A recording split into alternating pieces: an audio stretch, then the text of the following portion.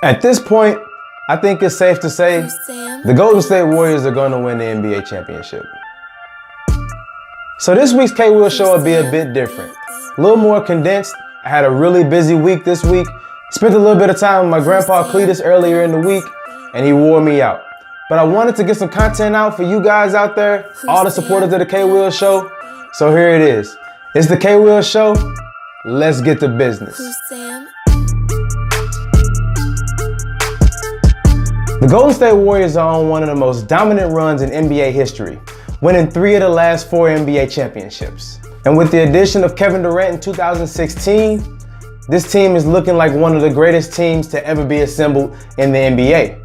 This season has gotten off to yet another historic start, starting in the offseason by adding All-Star center DeMarcus Cousins. This addition was seen to be overkill by most NBA fans, as the talent on the roster was already capable of historic dominance.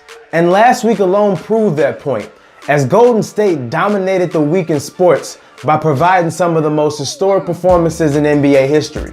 Stephen Curry would start things off last Thursday by scoring 51 points against the Washington Wizards in only 3 quarters of play. Curry would hit 11 three-pointers during this epic performance as the Warriors defeated the Wizards 144 to 122. He was hitting shots from all over California, as this performance reminded fans of his back-to-back MVP seasons back in 2015 and 2016. Since the talent on the Warriors has been so stacked over the last few years, many fans have argued the point that no player on the Warriors would truly be considered the MVP. Many sports pundits Friday morning would have plenty to say about Steph Curry as they continue to link him to MVP talks after his performance against Washington.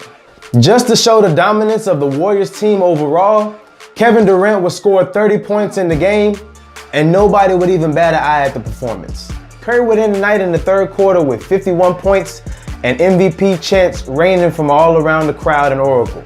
The sports world was ablaze, thinking that MVP Chef Curry was back, and then Kevin Durant reminded everybody that he's one of the greatest basketball players in the entire world. Just days after Knicks fans created a billboard trying to woo Durant to the Knicks next offseason, Durant would post his career-high scoring quarter by scoring 25 points and leading the Warriors to a 128-100 victory against the Knicks. Durant entered the fourth quarter only scoring 16 points throughout the game, and with the Warriors down 3, this looked like an epic upset waiting to happen. And in one of the most outstanding team performances of the year, the Warriors would score 47 points while holding the Knicks to 16 points in the fourth quarter. Durant came out in the fourth quarter firing, making his first 4 three-point attempts. He would then miss a free throw, and follow that by scoring his next 5 consecutive field goal attempts from the field. Durant finished the fourth quarter by going 10 for 14 from the field, while also going 4 for 7 from three-point range. Durant has come into his best form since joining the Warriors, after receiving a lot of flack from NBA fans for making the move to Golden State in the first place. And in my personal opinion, it was one of the most cheap, lopsided, snake, bullshit, controversial moves in NBA history. Since making the move, however, Durant has come into a career renaissance by winning back-to-back NBA championships and 2 NBA Finals MVPs to boot. Alongside future MVP Russell Westbrook, the pair was never able to create the NBA championship success that most NBA players look for in their career.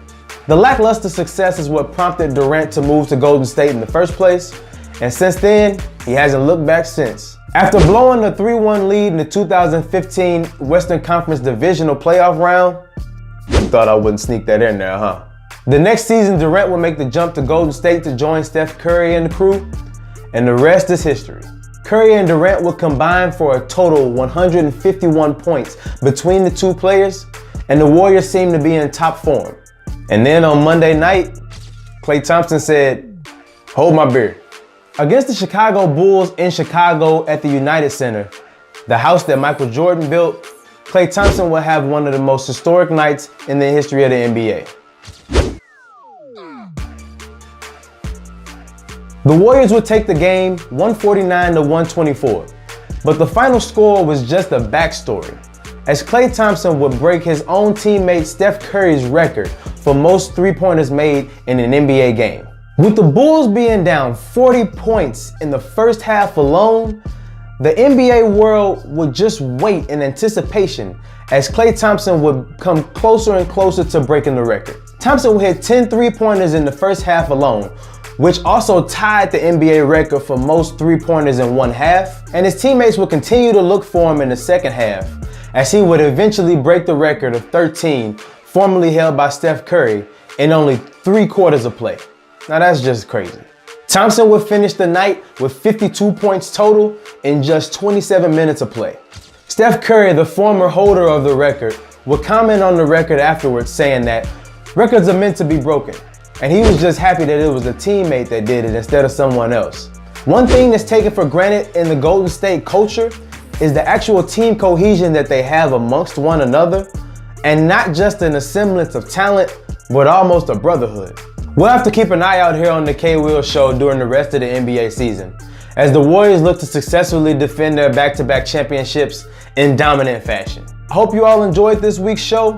I did try a little bit of shorter format this week, so if you guys made it to the end of the video, let me know how you liked everything in the comments down below. I definitely returned to the old format moving forward, but I wanted to make sure that I can get something out so I wouldn't be missing a week. After all, it's a weekly sports review show, and I gotta get this content going week by week by week. As always, continue to like, share, and subscribe. If you haven't subscribed yet, feel free to go ahead and join the crew.